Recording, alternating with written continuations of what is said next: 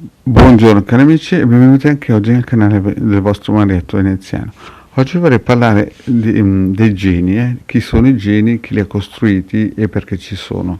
Però prima di fare questo, il vostro Marietto Veneziano vi vuole chiedere di iscrivervi al canale di Degara Marietto Veneziano e di venirci a trovare nei nostri gruppi Facebook e Telegram, dove al lunedì sera il Degara Marietto Veneziano coadiuvati da Midas tengono un percorso esoterico, è gratis, siete tutti invitati. In più vi voglio dire che se volete collegarvi basta cliccare nei link qui sotto in descrizione. Se mi mettete anche un commento sotto in descrizione, sotto la descrizione, è benvenuto. In più vi voglio ricordare che in PVT il vostro Marietto risponde solamente alle consulenze private da 20 euro. Se volete fare delle domande me le fate qui sotto nei commenti oppure nei gruppi Facebook dove tutti possono approfittare delle risposte. Bene cari amici, parliamo un po' di questi geni. Che sono questi geni? Generalmente i geni sono stati costruiti e creati da praticamente dei maghi, non sono cose create dal creatore o dalla Keter. La Keter al massimo ha creato delle forme che noi chiamiamo angeliche oggigiorno, ma che nella realtà sono solo delle forze che sono sempre esistite e sempre esisteranno, che servono poi a tenere in piedi tutto il cosmo. Invece i geni, quelli che noi chiamiamo comunemente geni, sono stati creati nell'antichità da maghi e soprattutto diciamo maghi negromantici. Sono stati chiaramente anche maghi rossi, ma ai maghi rossi poi si collegano anche le forze planetarie e forze angeliche, nel senso che le ha costruite il creatore. Ma questo, per poter fare in modo che vengano raggiunte, ci vogliono maghi con una anima vibrazionalmente altissima, no?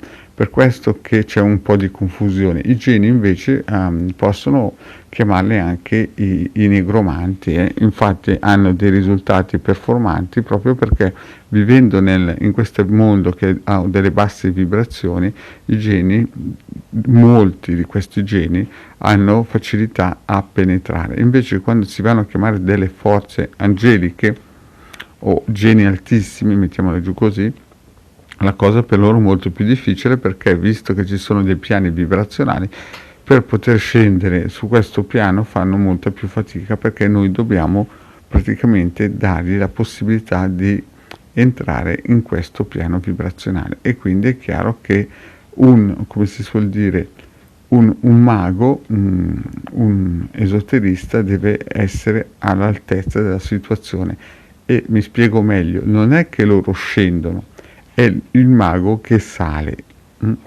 a livello vibrazionale, tutto quello che lui è intorno vibra di conseguenza, e il genio, l'angelo, mettiamolo giù così, questa forza vibrazionale altissima riesce a entrare in comunicazione con il mago e entrare in questa dimensione. Invece per i geni, visto che sono stati costruiti dall'uomo o dai maghi negromanti, mettiamolo giù così, per loro è molto più facile e quindi danno dei risultati più performanti. Però purtroppo è chiaro che, essendo di basse vibrazioni, possono solamente causare dei disastri al posto che dare delle benedizioni. Quindi bisogna sempre stare attenti a chiamare dei geni, perché alcune volte un mago della mano sinistra pensa di stare a chiamare un genio vibrazionale alto, e invece nella realtà sta chiamando un genio vibrazionale basso, perché i geni vibrazionali bassi sono anche falsi e si scimmiottano quelli alti.